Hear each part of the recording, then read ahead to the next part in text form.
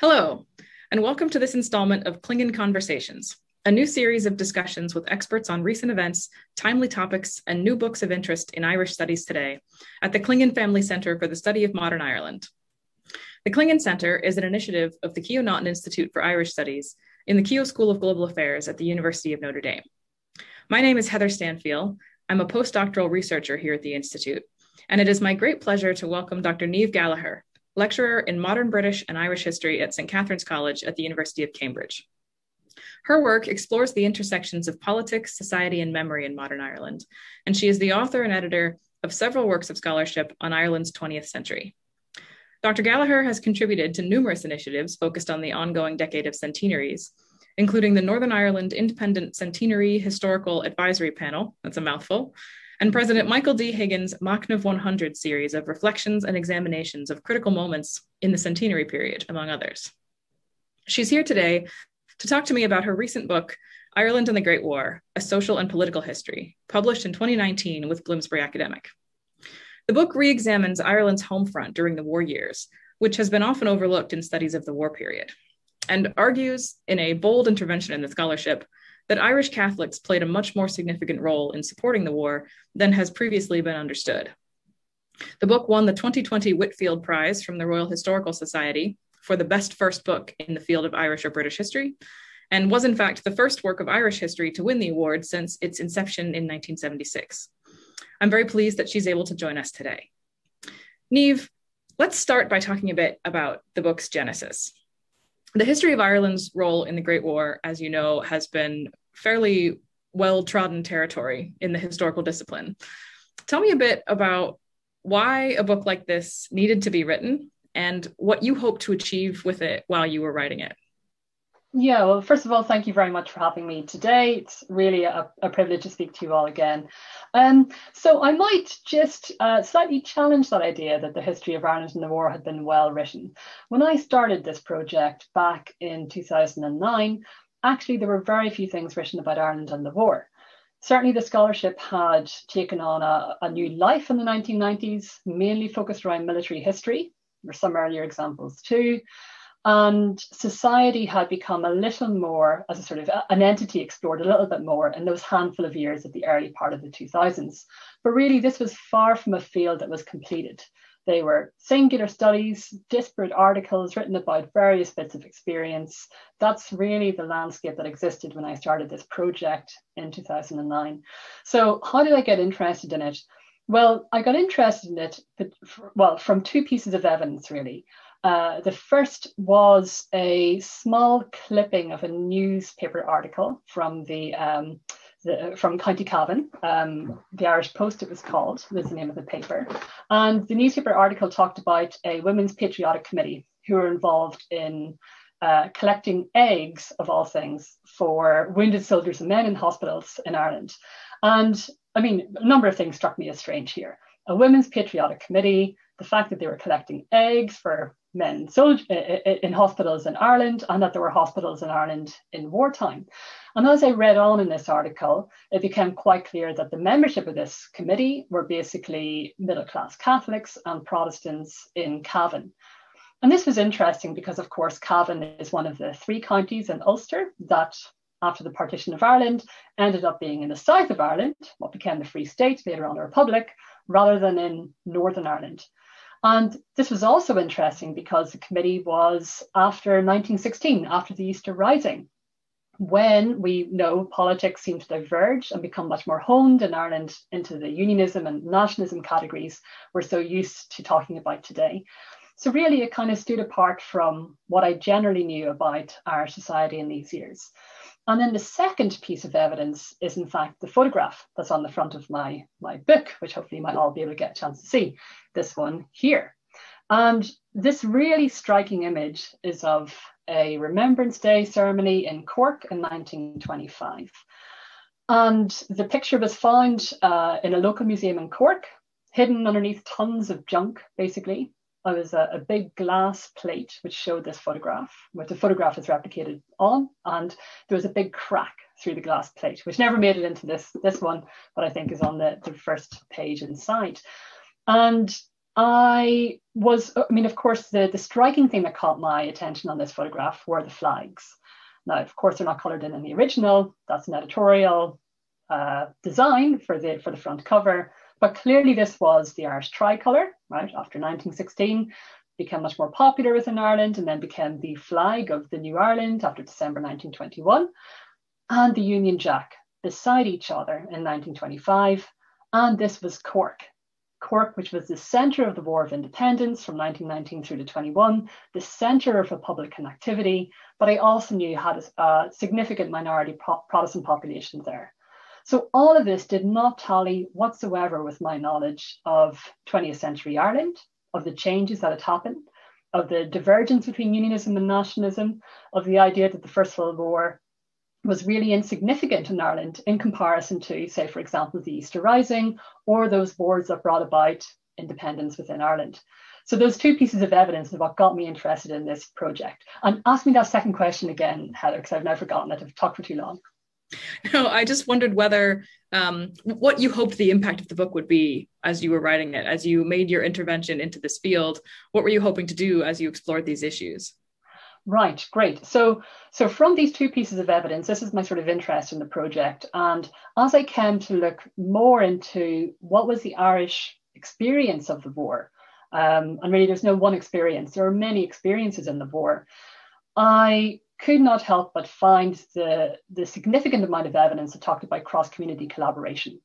And really, a lot of it wasn't beefed up. It was just sort of everyday experience, natural. You would barely pay any attention to it because it didn't jump out or scream out from an editorial. There was no big deal being made of it. It was almost like, you know, in many places, this was just the normal way of functioning. And that really surprised me because so much of the historiography has focused on conflict, division, separation between these groups, on separate national identities, separate ideas of sovereignty, separate ideas of citizenship, etc. It was virtually impossible to find any kind of cross-community history within Ireland in the early 20th century due to the way the historiography has been written and due to the way historians have asked questions about the past. So this was striking to me. So what I wanted to show was that during those formative years, which were the revolutionary period, so those dates vary between scholars, but you could say from 1912, that third Home Rule crisis in which the Unionists in Ulster become very mobilised and are very opposed to Home Rule right through until the end of the Civil War in 1923. During that revolutionary period, I wanted to show that in tandem with the sort of dividing ideas of unionism and nationalism and all of the political changes in Ireland that we know very much today, there was actually a huge mobilisation of people from all walks of classes and life, which was in a way non-political in that sense, but of course political in another way. These were people who were showing solidarity with an international war, taking sides on that sort of greater international stage, the Allies versus the Central Powers in the First World War, and that this didn't just end in 1914 after the first initial months of conflict, or in 1916 after the Easter Rising, or even in 1918 following the conscription crisis and then the armistice of later on that year. This photograph from 1925, it gives you some sense in which the war still had extreme resonance within Ireland right into that interwar period. It was virtually absent from the historiography. So bringing these everyday experiences back into the historiographical domain, demonstrating that actually the lenses of unionism and nationalism can obscure as much as they can assist our understanding of early 20th century Ireland, and demonstrating that the war was actually important for Ireland and important long after 1918, were sort of the central questions I was hoping to bring out in this book. So let's talk about those everyday experiences a little bit. I think one of your book's real strength is the sheer volume of small pieces of social evidence that you're able to distill from the wider civic arena, evidence of people's historically visible contributions, like volunteering for service in the army, but also small scale individual efforts to support the war, everything from buying a penny flag on one of the many Flag Day fundraisers, or gathering moss in the Irish bogs to be used for medical bandages at the front. So I wonder if you could talk a bit about what we know about the everyday contributions of ordinary Irish men and women to the war effort, and also who these people were. Were they predominantly middle class, working class people? And what's the sort of motivation for this? Great. Yeah, those everyday experiences were fascinating. And I mean, I had no knowledge of the range of experiences in which people engage with the war effort before I started this project. So really, it was fascinating to find out just how people engage in the war effort in lots of different ways. So we had more familiar things that I'm sure many listeners will be familiar with here, such as maybe raising funds for families of servicemen who are at the front, or indeed for their children. Right? So they're kind of the standard fundraising things you might think about. You might think about the production of what were called comforts, which effectively meant socks, little books, things you can send out to your men at the front, your man at the front, to give them some comfort. I mean, not a very appropriate word when you think about it, but comfort of what they're doing. So we had lots of that activity. Then you had things like, I mentioned the egg collection, remarkable really, sent to wounded men. And there were many hospitals in Ireland. I can't remember the exact number, but well over 60 were established all across the country, many of which housed, I suppose, different types of soldiers. So still class divides were still very, very much apparent. So you'd have a hospital for officers, for example, and then one for the men. And eggs were, very nutritious, full of protein, sent to assist recovery. And then you had strange things like you mentioned moss, and moss is absolutely fascinating. And I got into this discovery of this by reading the diaries, first of all, of Augustine Henry and his wife. And she always called herself Mrs. Augustine Henry, of course, because this was the norm. You took the husband's name, not your name. And she was incredible, and as was he. And they were very active in, I suppose, what we might call early environmentalism in Ireland. So forestry, for example, preservation of peat, things like this. So preserving the landscape that was there. But they also found out, because they've been involved in this work for some time, that actually Ireland's unique soil type and the amount of peat that was around could be transformed into something that was actually of medical use for the front. And this was what was called sphagnum moss. So a particular type of moss that grows in large parts of Ireland and rural boggy parts of Ireland. And it was found to have really good bandaging properties. So when you think about the vast number of casualties in the war who would have died initially from not being able to patch up a wound properly, for example, blood loss, etc., this is an incredibly useful discovery that was plentiful.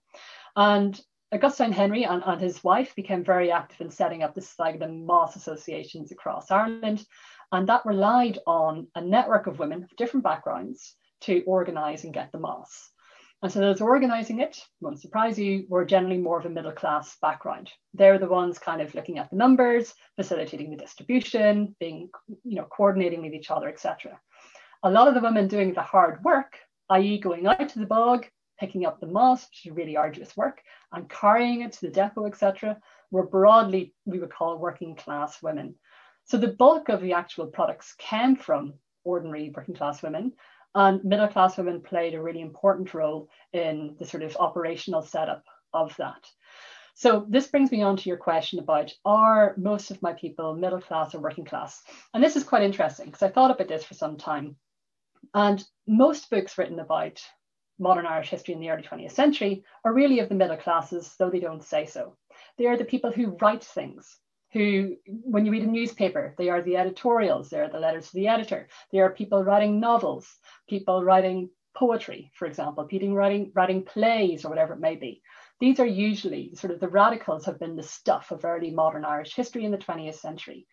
And the broadly termed working classes have not made an appearance at all. But I was quite keen to distinguish those to demonstrate that actually these are people of different backgrounds. And the middle classes are very prominent in my book because I have a lot of literary sources. Newspapers are key, but also I use all those other things you would expect, like novels or memoirs, autobiographies or biographies, etc., and particularly letters, a lot of different letters.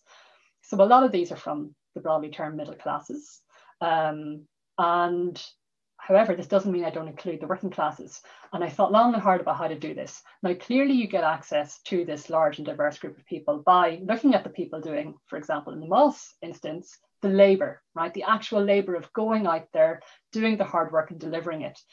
very hard to find these people mentioned in sources. But in wartime, because there's sort of an emphasis on trying to acknowledge those who have been involved in the war in whatever capacity, you often find they're mentioned much more in literary sources, but they're also visible because the middle classes are heavily involved in them.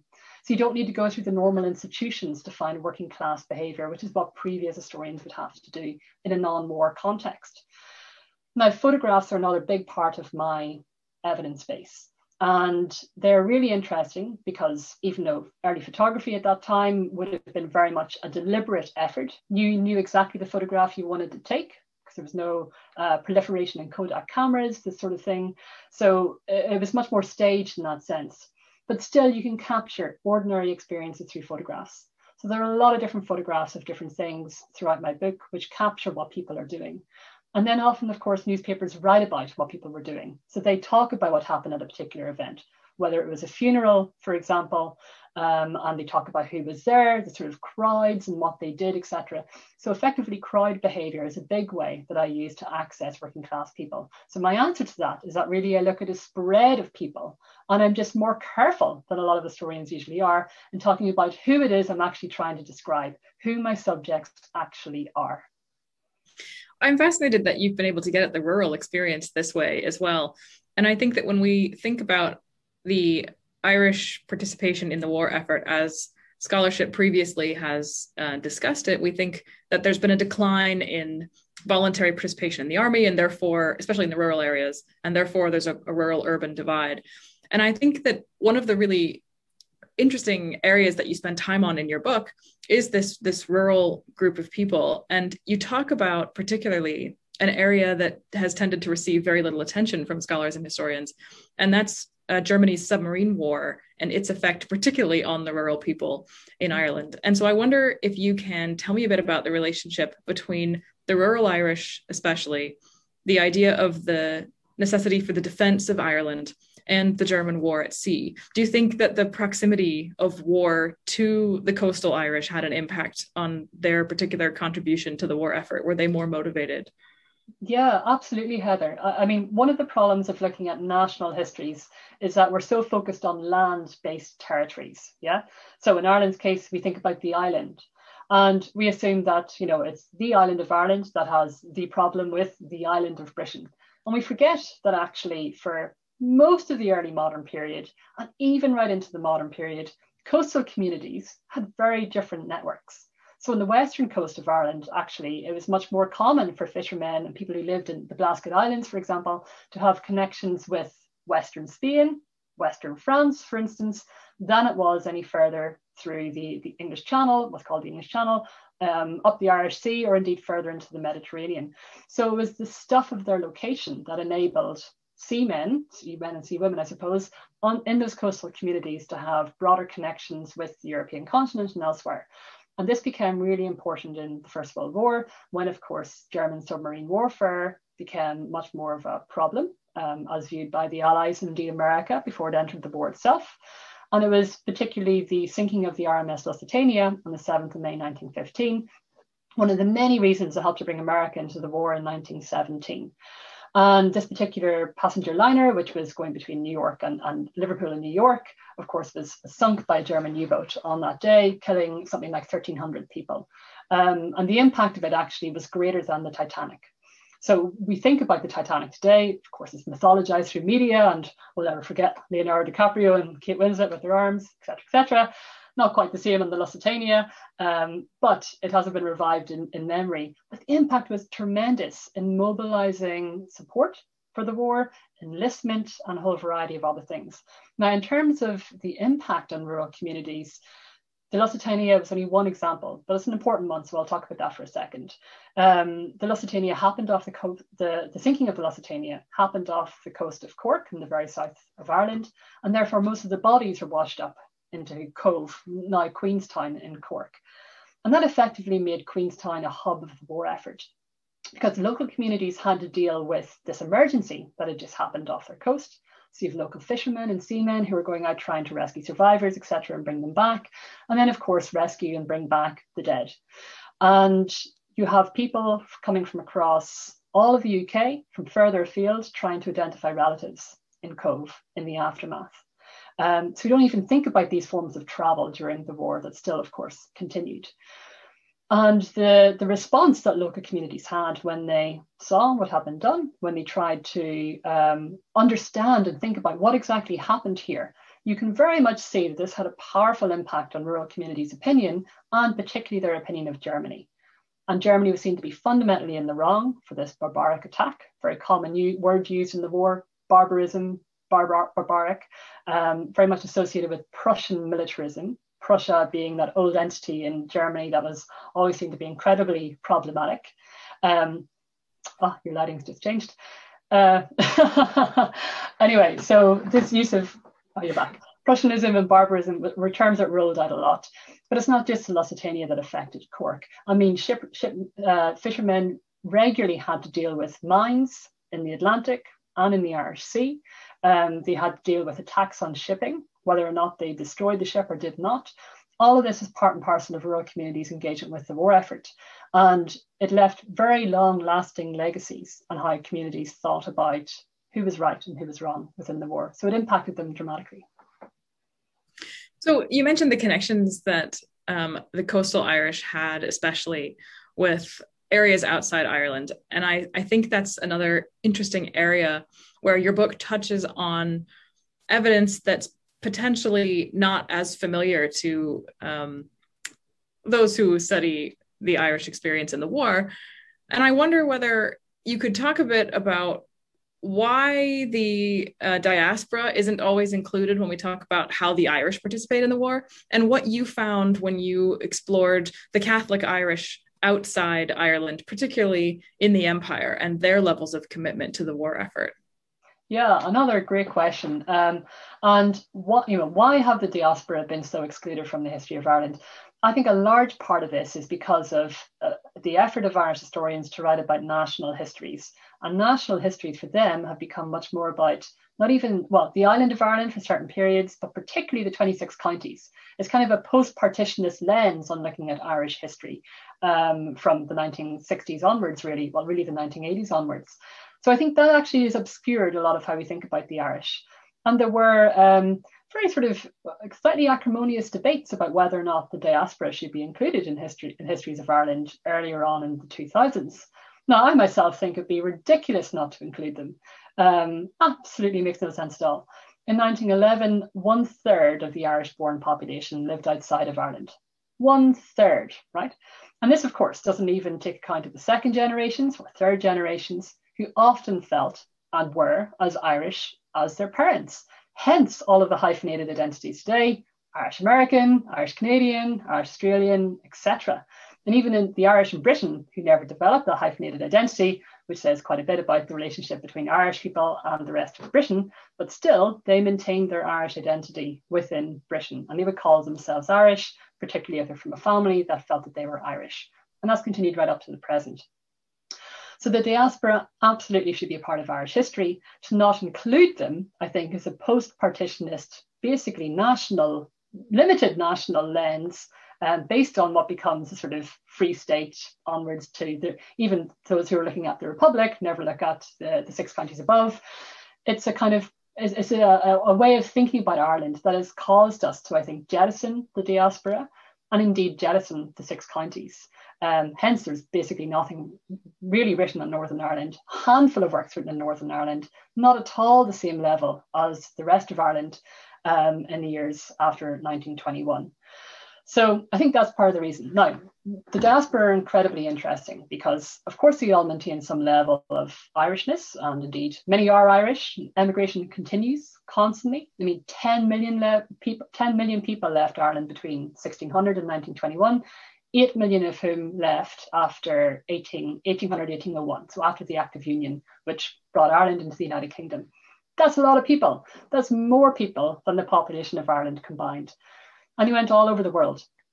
And a lot of them maintained their Irish identities. And a lot of those Irish identities became slightly different in the various places that they went to, but also they were very much part of the new societies in which they lived. So Irish Americans took on such a particular kind of identity that differed dramatically to, say, the Irish in Canada or the Irish in Australia. And I'm going to answer your question now, particularly in relation to the Empire. in Canada and Australia, by the time of the First World War, Irish people had generally done very well. They were represented in the sort of professions and in bourgeois society, right, in a similar number as the proportion of their population within society. They were not discriminated against. They had done well, yeah? And by the time of the First World War, many Irish people then who had emigrated after the famine, before the famine, had become quite successful in politics, in law, in journalism, whatever it might be, and particularly as clerics. We can talk about this if you want. And therefore, they were elites and influential figures in society. Now, for them, the empire, which of course, in a lot of nationalist memory, was this big bad entity that has oppressed little Ireland, whilst he could still hold that kind of sense of memory of the empire in their minds, they also were very proud of the new countries in which they had lived and thrived, and their families had done well. Hence, they very willingly became Irish Canadian, Irish Australian, and they participated in the war to assist the empire because they were assisting the countries from which they came. They had adopted, this sounds controversial, but it's less controversial than you would think, a sort of British conception of Irishness, insofar as this was Irish white settlement all throughout the empire, where the Irish had ended up in various places doing quite well, and therefore they were willing to fight and defend their own countries and assist the empire, using their Irish identities, not their British ones, their Irish ones, right throughout the First World War. So that's quite interesting because it's quite different to Irish Americans' view of the empire, for example, or indeed many Republicans in Ireland and their view of the empire, which they saw still as the big bad entity. But note very briefly, when those Irish Canadians and Australians went home to Ireland to visit, they were still very much greeted with open arms, yeah? So you might have this kind of ideological dislike of the empire, but that doesn't preclude people from being incredibly proud of the Irish who do very well in Canada, Australia, and elsewhere. And was it your sense that these Irish and, first and second generation Irish settlers were participating in the same sorts of ways that the Irish in Ireland were participating? You mentioned the church. What was the church's role in facilitating these relationships? We know obviously a lot about the church's role in connecting the diaspora back to Ireland. Was this something that played a role in the war as well? Yeah, so I mean, motivations for joining up are incredibly wide-ranging. And personally, I don't think there's a huge amount of value in trying to distill them all because there's so many of them. But I'll just give you a bit of an overview. I mean, clearly this is in the First World War in all places. It was a war for what the late Keith Jeffrey called high and low causes. And the high causes are the big things that we think about, like king and country, or a war for civilization, or a war for democracy, for example, which became a very popular word once America came into the conflict in 1917. Then you have the war for low causes, right? And that's effectively the peer groups who you're in who join up. You join up because it's a chance of employment, right? So economic incentives. And just a note on that, actually, economic incentives were very important in the initial weeks of the First World War, but became much less important thereafter because the whole society was mobilized behind the state, and therefore trade unions gained a lot of bargaining power and really good wages. So only in those first few weeks were economic incentives to join up incredibly important. Hence, it's quite striking that most of the recruitment of the war happens after those first few weeks. Yeah, happens later on in September and well into 1915 before it starts to decline all across the UK. So fraternal societies, sporting clubs, middle class institutions, I would say, like Trinity College Dublin, like people who are in university, in sporting clubs and societies, or the professions, they are big locuses from which people join up to the First World War. In terms of how clerics assisted the war effort in places like Canada and Australia, also a point of interest. In Australia, for example, at the time of the First World War, every single member of the Catholic hierarchy in Australia was Irish born, yeah, bar two, who were the sons of Irish born parents, right? That gives you a sense of the sheer extent to which the Irish and Catholicism were interwoven within Catholic Australia during the First World War. And they played a major role. They also were very supportive that the war was one for defending values that the Irish felt had enabled them to thrive. Ideas of liberty, of progress, of civilization, all these big high causes became very important to the discourses articulated by clerics in Canada and Australia, but they often brought in this Irish dimension as well. That it was really important for the Irish Catholics to go to the front and seal their blood with that of many others who are participating in the conflict, and thus demonstrate the sort of ancient masculine values of the Irish being great martial warriors, for example, and the fighting Irish, of course, very familiar term, particularly that American regiment known as the Seine. So all of this was in currency and how clerics were talking about the war. Did it differ between the Empire and Ireland? It did. It was much more difficult for Irish clerics in Ireland to get wholeheartedly behind the war effort. But, you know, some historians have painted a black and white picture saying only one person in the Catholic hierarchy in Ireland was behind the war. Completely wrong, completely wrong. There are a couple of people who have been identified as being the most important clerics, one of whom is Archbishop William Walsh in Dublin, the other Edward O'Dwyer in Limerick. And they are very uneasy about the war. And it's partly because they had more sympathy for what became Sinn Féin, and Sinn Féin gained prominence after the Easter Rising. But it's also, and you can see this, because of pacifistic reasons that are there not only in Ireland, but they're in so many different countries, which is why pacifists end up getting arrested and have, you know, particular laws are made against them.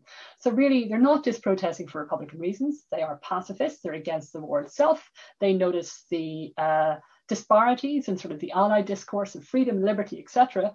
And yet the Allies, of course, are incredibly willing to commit horrific acts on the Germans in the name of that discourse. So they want to bring this to attention. And all of this chimes in with republicanism and any anti-war activity expressed by Irish Republicans. So it's all much more of a grey area. But they are two clerics.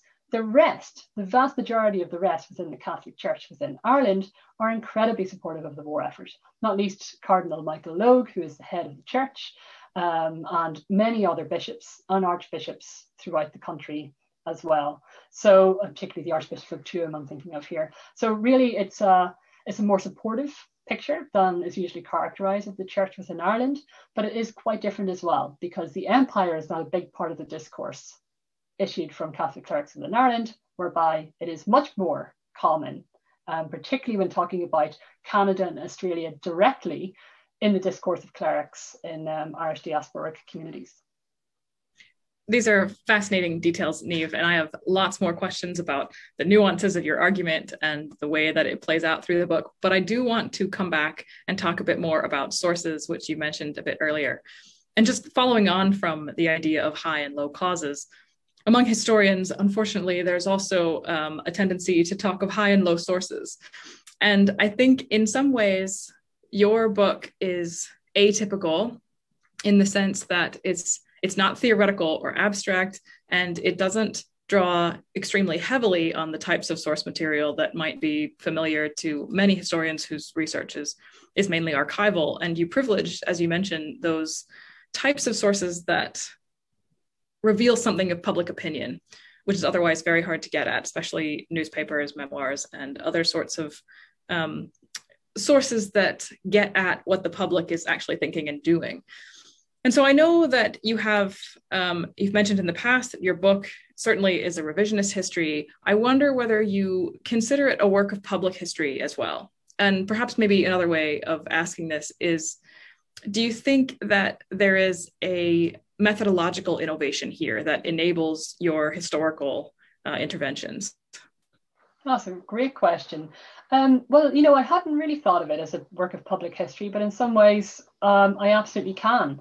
Because, I mean, even I know from the people who've written to me, who have read this book or bought this book, read this book, and I have had a lot of people whose families were involved in the war or had some connection to the war who have bought this book.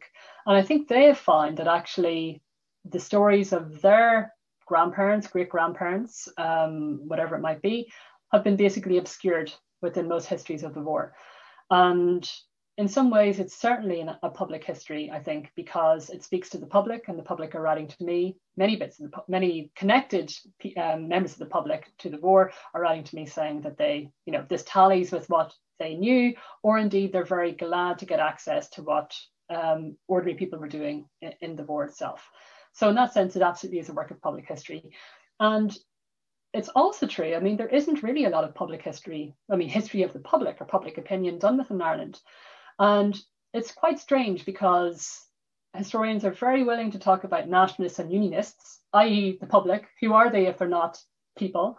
But yet not to drill down much further than that. And that has always seemed strange to me. And this brings me on to sources. One of the reasons I've used this sort of variety of sources, newspapers, magazines from schools and universities, for example, photographs, letters from soldiers, etc., is precisely so that I can access groups of public opinion. Now, I'm quite clear in the book, nobody can write a history of anywhere and say the public opinion is X, yeah? It's always diverse, it's changing over time, attitudes and behavior are different, but you can have some takeaway points, general takeaway points, and some generalizations are useful, which in Ireland's case is that people are much more supportive of the Allies than historians have generally said, and they're much more aware of Germany and actually have very negative views towards Germany, expressed in a wide variety of ways than we also had thought. So they're kind of the two big general points I take away from public opinion, even though my book tries to show evolution in attitudes and changes in behavior and various things like that, tracking things, comparing them over time, for example. So it is a work of public history. And what was your second question about sources? I just wondered if you felt that while you were writing it, that you were making a methodological intervention as well as a historical intervention, which you've covered fairly well there. Yeah, well, just to say a few more things on that. I mean, one of the things I do in the book, and it was funny because I felt slightly forced to do this in a way, was I had to use a lot of this census data from 1911. Now, the census, of course, is as a document. I'm sure you know yourself, where you fill in your details, your house, where you live, your religion, your employment, etc. And so it's an incredibly rich, detailed source of life in Ireland at that moment in 1911. Now, clearly, Ireland's an emigrant society, so tracking differences between 1911 and 1914 is incredibly difficult. And I talk about some of the challenges of using this type of source in my book. But I do think it has more value than not, because it provides a level of granularity into actually who individuals were, individuals who normally historians don't want to write about because they are ordinary people and they didn't write great plays or weren't radicals or whatever. They're just ordinary people who get on with their lives, who have left virtually no trace on the historical record. So the census allows me to see who they were. And though there are problems with this, like I say, as I address, it's certainly more useful than not. So I think that is one methodological intervention I've made that I would really hope other scholars might use. But also it might be worthwhile saying I felt slightly pressurized to use this because of historical reticence in the academic community that actually the Irish were particularly involved in the war.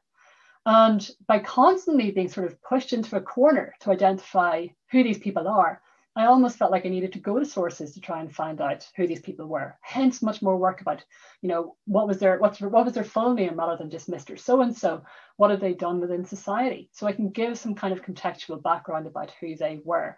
And I'm really glad in hindsight that happened. But I think this is also an important point because it highlights particular methodological reticence within the community, but also a sort of particular version and lens through which Irish history should be narrated that is very prevalent. And therefore that shapes the questions we ask of the past, that shapes the history we have today. And so I was up against a sort of brick wall trying to kind of push this new direction forward. But I do hope I have, and I hope others will follow suit and be much more willing to have more critical ideas about investigating Irish society that aren't necessarily sort of linked to the kind of frameworks we normally use to analyse the past, because Irish history is as interesting as any other history within the world, and if it has to be relevant outside of Ireland and much more relevant to not only the Irish diaspora but many other people as well, to give them access into it, we have to be a little more conceptually inventive. I think it's fair to say you certainly have moved the conversation forward, and I'm very grateful for your time today. I just want to ask one final question before I let you go, and that has to do with the memory of the Great War today. You mentioned at the beginning of our conversation about the War Memorial in Cork in 1925. Your book does use the memory of the war in later years as a wonderful framing device for the arguments. And so I'd like to just give you the opportunity now to share some concluding thoughts on what you feel about the state of Great War memory today. Now that the centenary is over, though of course we're still in the thick of revolutionary centenaries, what will the status of the war be in Irish memory going forward? Another really good question. I mean, the history of memory and the war in Ireland after 1918 is effectively, it could be a book of its own, yeah? Because memory is always changing, and it's in response to present day circumstances as much as the past. And it's constantly being reshaped and reworked, which is why, you know, we know ad infinitum, in a way, that the 36th Ulster Division, which was a division recruited mainly of Ulster Protestants, though not solely, and particularly as regiments came to be decimated in the war, they're replaced by lots of different men, regardless of backgrounds. But the 36th Ulster Division, which has developed this memory as sort of a kind of a Protestant unionist sacrosanct entity, which experienced horrific casualties on the 1st of July 1916. Around 5,000 men were wounded, killed, or went missing in one day alone, which was a lot from very small communities that had joined up together. So it had this kind of traumatic legacy within Ulster Unionist memory of the war. But that was a very different memory in 1918 to what became the memory in, say, 1972, 1983, or even, you know, right on to the present. And it's been reshaped so that it has excluded any form of anybody else other than a Protestant unionist who was involved in the war effort itself. It's excluded any experiences that demonstrate some nuance or flexibility in those categories.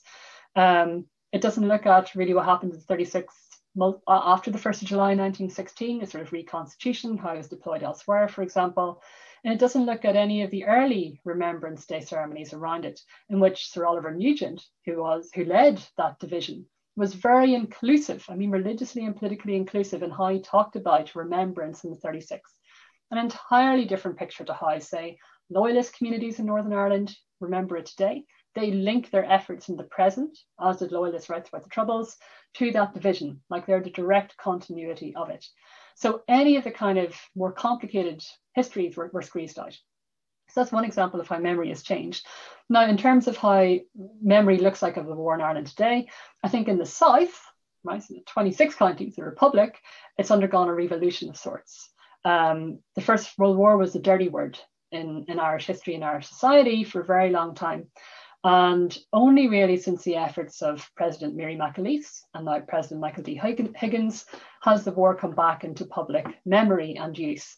And I think what was really striking was that the European Union ran a project in trying to reclaim artifacts and letters and various things from people who fought in the war. And one of the countries that responded in the sort of biggest way to that call for stuff was from Ireland. Ireland, where this memory had been closed, exiled from history, etc., demonstrating, you know, trauma. You're blue again, yeah. Demonstrating trauma that it kind of still existed in these families right up until the present day. So it's undergone a revolution, and in many parts now people talk about it, right? They didn't talk about it like that in 2009, as I recall in my acknowledgements. I have a little reference to what people thought about the war. So it's undergone a revolution. Now it's still not 1916. 1916 is sacrosanct, right? And how people want to think about the past and its importance in what happened for independent Ireland. Of course, 1916 is really important. But as the book shows, actually 1918 and the conscription crisis, really important as well.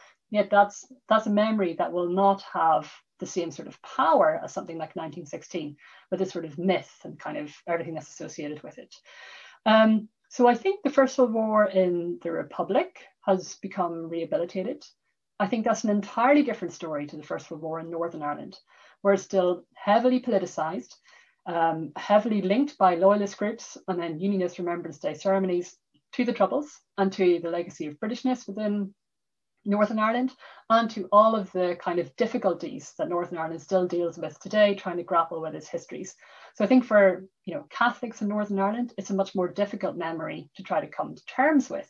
And this is very much reflected at the recent centenary, where there was silence, and a lot of nationalist newspapers, which 100 years before I'd shown, were incredibly active in reporting various bits of the war. So I think that will continue. I can't see that changing very much, despite diplomatic efforts and political efforts to try and show kind of a shared link at the highest level.